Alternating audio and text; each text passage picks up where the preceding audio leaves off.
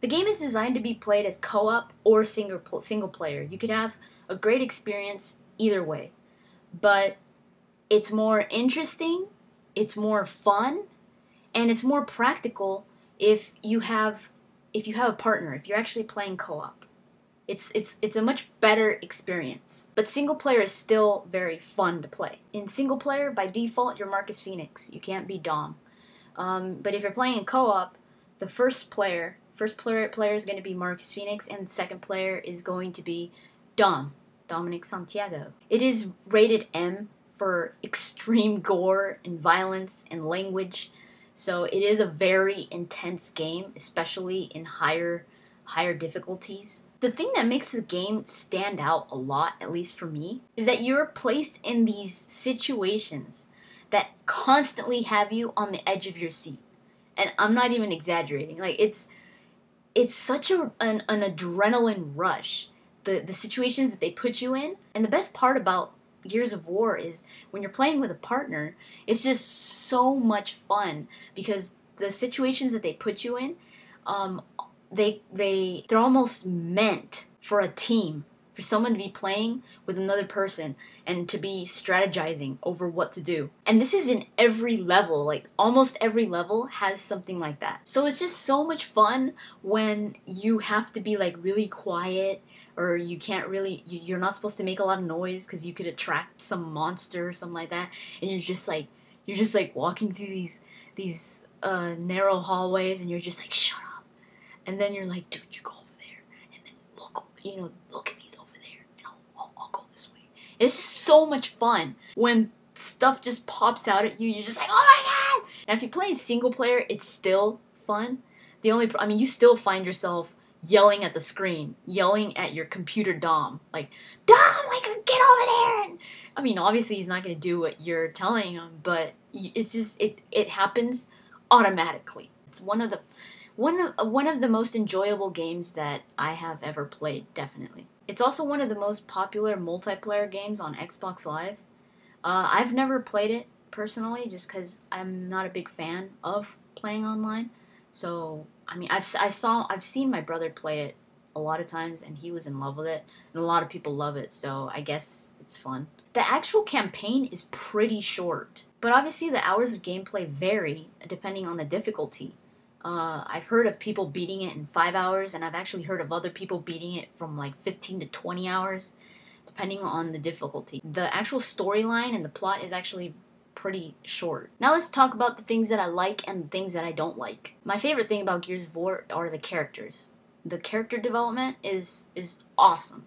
You grow to love these characters so much. Now, no shooter will ever focus on character development the way that, say, an RPG will. But Gears of War, it being a shooter, is very focused on the characters. Like, they really want you to feel for these guys, to become them. Like, you actually feel like you're Marcus, and your partner isn't your brother or your friend. They're Dom. And the stuff that they say, oh my god, the things that you hear them talking about, and like, it is so funny. These guys are hilarious. They really make the game so much more enjoyable. Another thing is the computer controlled your partner pretty well. If you're playing single player, a lot of times when I'm playing single player in games that are kind of meant for co-op, the computer usually sucks. Like, you find yourself having to do a lot of the work, and you're just like, what the hell are these stupid idiots doing here?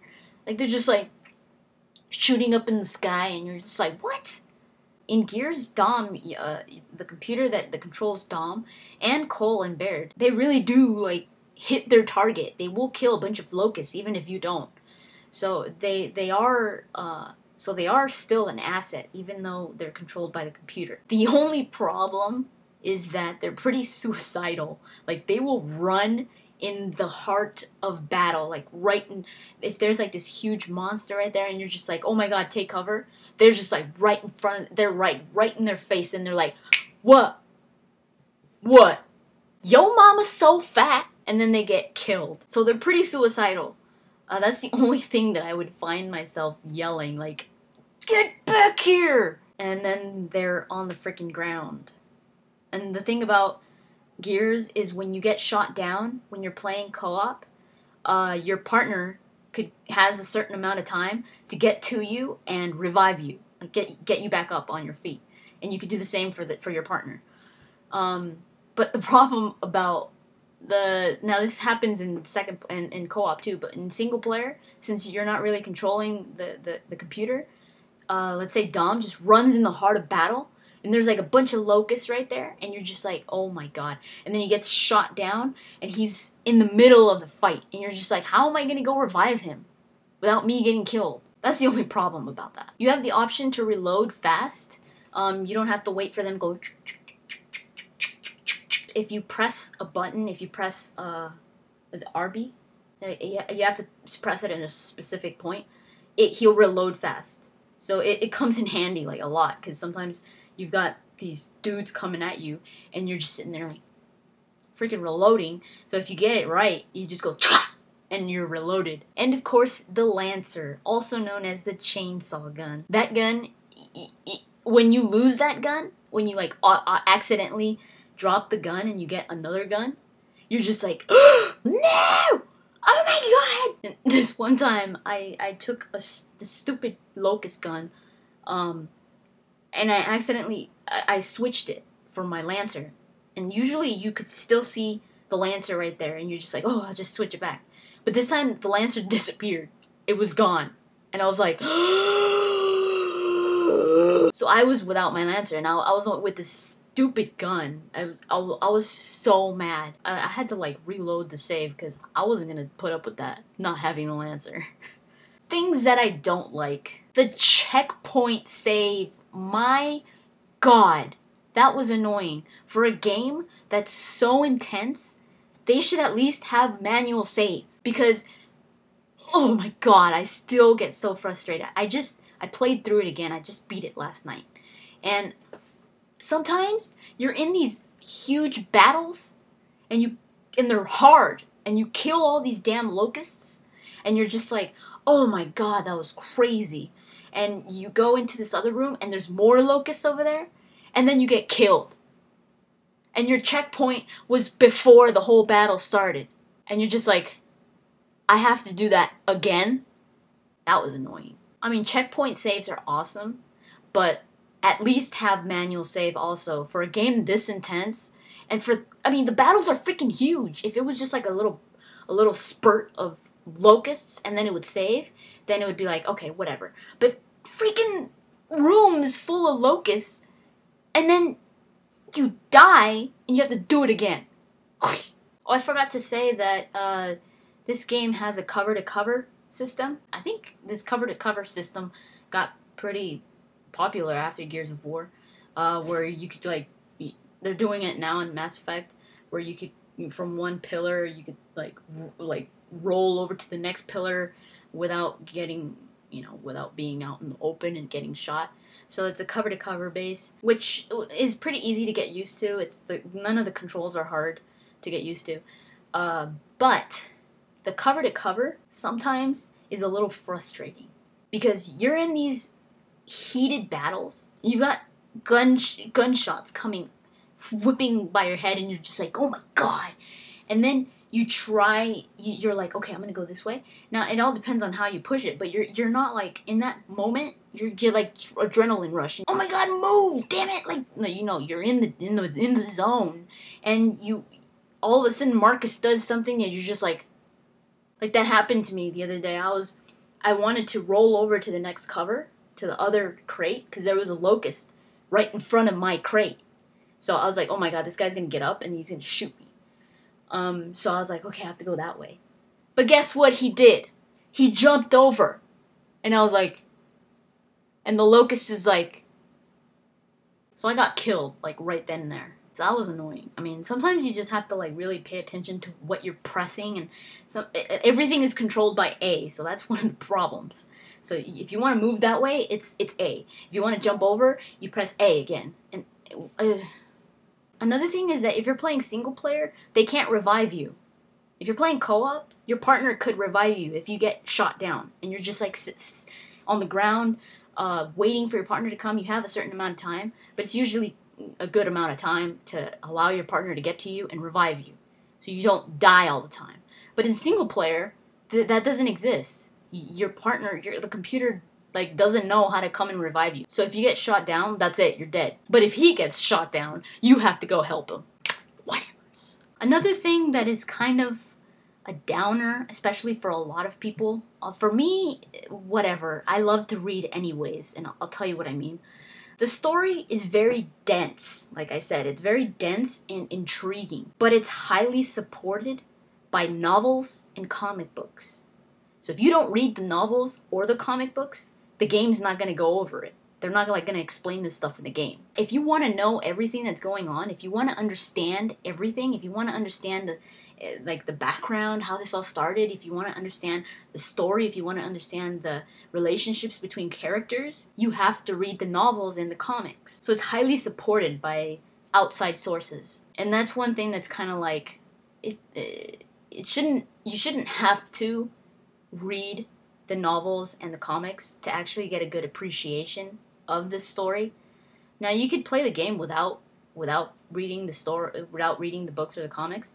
You might not understand a lot of things. Like, sometimes you don't even pick up on certain stuff that's there. Like an example, a small example, is the characters Anya, the girl that I was talking about from Command. Anya and Marcus actually have like a romantic relationship going on. Now, it's not, nobody knows yet if it's anything more than just than just, you know, like an attraction, a mutual attraction. In the books, it is said that Anya sent a letter to Marcus when he was in prison and told him that she was in love with him. So it's obvious. It is when you read the book, for people that have read the book, they know that going into Gears of War, that Anya loves Marcus, and Marcus most likely returns that affection. Now, whether there's anything there, we don't know until Gears of War 3, but a lot of people think that there is something there, but they haven't really acted on their relationship because of the whole fraternization, you know, because she's his lieutenant and he's the sergeant, so they can't really do anything about the relationship, but there is an attraction there. And they've known each other for years. Now, if you don't read any of this, you wouldn't know.